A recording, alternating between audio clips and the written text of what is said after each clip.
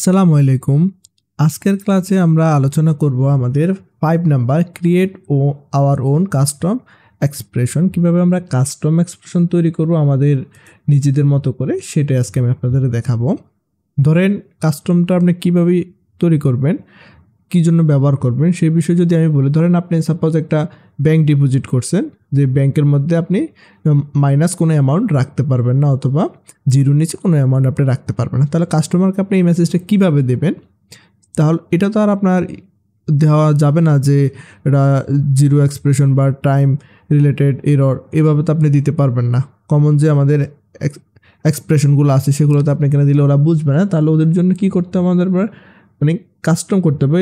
আমরা এভাবে দিতে পারি, you can not enter amount less than zero, এভাবে তো একটা মেসেজ দিতে হবে। তাহলে কি আমাদের ইউজারটা সুন্দরভাবে বুঝতে পারবে, সে তো আর প্রোগ্রামের ভাষা বুঝবে না। তাহলে সেটা আমরা কিভাবে করব?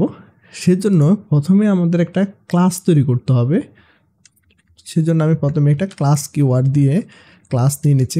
এখন ক্লাসের একটা নাম দেবো। ক্লাসের নাম সবসময় প্রথম হাতে দিতে হবে, প্রথম ক্যারেক্টারটাই দিতে হবে ক্যাপিটাল লেটার। সেই হিসাবে আমি দিলাম কাস্টম এক্সপ্রেশন। এবং আমি এটাকে ইমপ্লিমেন্ট করব কোন ক্লাসটাকে? আমরা এক্সপ্রেশন, আমাদের যে ক্লাসটা আছে সেটাই আমরা সেই ক্লাসটাকে আমরা এখানে ইমপ্লিমেন্ট এক্সপ্রেশন। আর আমি কী করলাম, এখানে এক্সপ্রেশন ক্লাসটাকে আমি এখন ইমপ্লিমেন্ট করলাম। এখন এখানে তো আমরা একটা কাস্টম মেসেজ দেবো ইউজারদেরকে, আমাদের নিজেদের মতো করে একটা মেসেজ দেবো। সেই জন্য আমি ফাইনাল নামে একটা স্ট্রিং ভেরিয়েবল নিয়ে নিচ্ছি। ফাইনাল স্ট্রিং মেসেজ নামে একটা ভেরিয়েবল নিয়ে নিচ্ছি। এখন এই মেসেজটাকে আমি কিন্তু একটা কনস্ট্রাক্টর ক্রিয়েট করে নেব।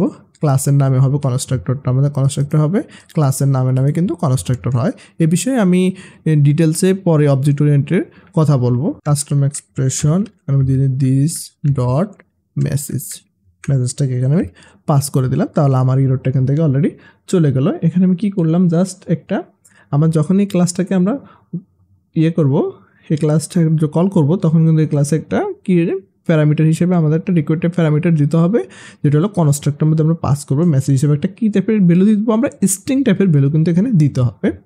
এখন এখান থেকে আমরা রিটার্ন করবো আমাদের কাস্টম মেসেজটাকে। সেই হিসেবে আমরা কীভাবে রিটার্ন করব, আমাদের রিটার্ন টাইপটা হবে স্ট্রিং। সেই জন্য আমি স্ট্রিং টাইপের একটা ডাটা নিয়ে নিচ্ছি, স্ট্রিং।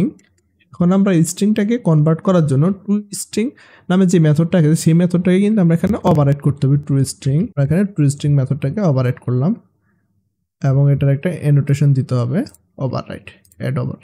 এখন এই ওভাররাইড মেথডটা কি রিটার্ন করবে, একটা স্ট্রিং টাইপের ভ্যালু রিটার্ন করবে। সেজন্য আমি এখানে রিটার্ন করে দিচ্ছি রিটার্ন স্ট্রিং। এখন মেসেজটা আমরা কিন্তু আমাদের ইচ্ছে মতো সাজাবো। এখানে আমরা এখানে কি মেসেজ দেবো সেটা কিন্তু আমরা আমাদের ইউজারকে সেই মেসেজটা এখানে দিতে পারবো। আমি এখানে দিয়ে দিচ্ছি এক্সপ্রেশন লন। এখন আমি এখানে পাস করে দেব মেসেজটাকে। ক্লিয়ার? আমি যখন এই ক্লাসটাকে যখন কাস্টম এক্সপ্রেশন ক্লাসটাকে যখন আমরা কল করব, সেক্ষেত্রে ক্লাসে একটা প্যারামিটার দিতে হবে, রেকর্ড টাইপের প্যারামিটার। দেন প্যারামিটারটা কোথায় আসবে, আমরা যে প্যারামিটারটা দেবো সেই প্যারামিটারটা এখান থেকে এসে রিটার্ন করবে। সাপোজ আমাদের ক্লাস কিন্তু ক্রিয়েট করা হয়ে গেল, অলরেডি আমাদের কাস্টম ক্লাসটা আমরা ক্রিয়েট করে ফেলেছি। এখন আমরা একটা মেথড ক্রিয়েট করব। এখন আসেন মেথড, আমরা এখন একটা মেথড ক্রিয়েট করব। সেই জন্য এখানে আমি ভয়েড টাইপের একটা রিটার্ন টাইপ নিয়েছি, ডিপোজিট মানি নামে একটা। আমি এখানে ডিপোজিট মানি নামে একটা কি লিখছি, মেথড নিয়েছি বা ফাংশন বলতে পারেন। ফাংশনের রিটার্ন টাইপ হলো ভয়েড। সে কোনো কিছু এখানে রিটার্ন করবে না আমাদের ফাংশনটা।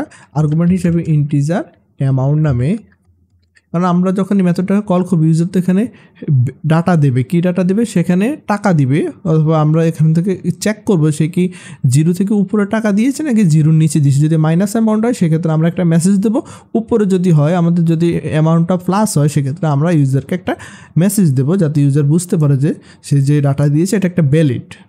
ক্লিয়ার? সেক্ষেত্রে প্রথমে আমরা যখন এই মেথডটাকে কল করবো, আমরা একটা এখানে কি দিতে হবে, ইন্টিজার টাইপের অ্যামাউন্ট দিতে হবে। আমি এখন চেক করে নিচ্ছি, if amount 0, যদি 0 থেকে ছোট হয় সেক্ষেত্রে কি করবে, থ্রো করবে। আমরা এখন কি করব, কাস্টম যে এক্সপ্রেশন ক্লাসটা আছে, আমরা এই ক্লাসটাকে এখন কল করব কাস্টম এক্সপ্রেশন। এখন দেখেন কাস্টম এক্সপ্রেশন ক্লাসটাকে যখনই আমি কল করলাম, তখন কিন্তু এখানে একটা মেসেজ চলে এসেছে। আমরা এখানে কি দিতে হবে, স্ট্রিং টাইপের একটা আমাদের প্যারামিটার চলেছে, এখানে আমরা মেসেজ দিতে হবে। এখন এখানে আমি কী মেসেজ দেবো এটা সম্পূর্ণ আপ টু ইউ, ক্লিয়ার? এখানে আপনি যে মেসেজটা দেবেন, ইউজারকে কিন্তু সেই মেসেজটাই দেখাবে। তাহলে এখানে আমরা দিয়ে দিচ্ছি you can not enter amount less than 0। আমরা এখানে এই মেসেজটা দিয়ে দিলাম, কারণ যখনই আমাদের 0 হবে, 0 নিচে হবে, তাহলে ইউজারকে এই মেসেজটা থ্রো করবে। আদারওয়াইজ আমরা চলে যাবে এলসে এসে আমাদের ইউজারকে আরেকটা মেসেজ আমরা এখানে দিয়ে দিচ্ছি। আমরা এখানে সাপোজ একটা দিয়ে দিচ্ছি ভ্যালিড ইনপুট, এই মেসেজটা আমরা এখানে দিয়ে দিলাম। সাপোজ এই মেসেজটা এখানে আমরা থ্রো করলাম। প্রথমে যদি 0 নিচে তাহলে এই মেসেজটা দেবে, এবং যদি 0 থেকে বেশি হয়, ভ্যালিড ডাটা হয়, তাহলে দেখা যাবে ভ্যালিড ইনপুট। তাহলে আমাদের মেথডের কাজটা শেষ। এখন আমরা চলে যাব মেইন মেথড, এটা হলো আমাদের মেইন মেথড। এখন আমরা মেইন মেথডে সেম আগের মতো কিন্তু আমাদের ট্রাই এবং ক্যাচ ব্লকটা ইউজ করতে হবে। প্রথমে আমরা ট্রাইটাকে নিয়ে নিচ্ছি, ট্রাইয়ের ব্লক রেডি। এখন আমরা ডিপোজিট মানি যে ফাংশনটা ক্রিয়েট করেছি, ডিপোজিট মানিটাকে আমরা কল করব। ডিপোজিট মানিতে কল করার সাথে সাথে ডিপোজিট মানিটা একটা অ্যামাউন্ট দেবো, 100 টাকা আমি ডিপোজিট করলাম সাপোজ। ট্রাইয়ের কাজ শেষ অলরেডি। এখন আমি চলে আসবো ক্যাচে, আমি এখানে ক্যাচের ব্লকটা তৈরি করে নেব, ট্রাই ক্যাচ। এবং চলে আসলাম ক্যাচে। ক্যাচে আমরা প্যারামিটার হিসেবে কী দেবো? প্যারামিটার হিসেবে আমরা এখানে দিয়ে দিলাম, সাপোজ ভ্যালু দিয়ে দিলাম এখন আমরা ইটাকে এখানে প্রিন্ট করে দেব, প্রিন্ট ক্যাচের মধ্যে আমরা ইটাকে প্রিন্ট করে দিলাম। তাহলে মোটামুটি আমাদের কাজ কিন্তু শেষ। এখন যদি আমি প্রোগ্রামটাকে রান করি, তাহলে এখানে আপনি দেখতে পাচ্ছেন ভ্যালিড ইনপুট চলে এসেছে, আমার কাস্টম মেসেজটা চলে এসেছে। এখানে কিন্তু আমরা সাপোজ অন্য কোনো মেসেজ দিলে তো ইউজার বুঝবে না। এখন আমি দিয়ে দিচ্ছি এখানে একটা নেগেটিভ নাম্বার দিয়ে যখন আমি প্রোগ্রামটা রান করব, দেখতে পাচ্ছেন you can not enter amount less than 0, custom মেসেজটা চলে এসেছে। এই মেসেজটা দেখলে ইউজার অলরেডি বুঝতে পারবে যে আমি এখানে নেগেটিভ 0 নিচে কোনো নাম্বার, 0 থেকে ছোটো কোনো নাম্বার এখানে আমি এন্টার করতে পারবো না। তাহলে আপনারা এই ক্লাসে বুঝতে পারলেন কীভাবে আমরা কাস্টম ক্লাস ব্যবহার করে মেসেজ থ্রো করতে পারি। এতে করে আমাদের ইউজার এক্সপিরিয়েন্সটা বাড়বে এবং ইউজার দেখলে মেসেজটা সুন্দরভাবে বুঝতে পারবে। যারা আমরা ডেভেলপার তারা তো আসলে প্রোগ্রামের ভাষা বুঝি, কিন্তু আমার ইউজার তো আর এই প্রোগ্রামের ভাষাটা বুঝবে না। তাদেরকে বোঝানোর জন্য আমরা এইভাবে কাস্টম মেসেজটা তৈরি করতে পারি।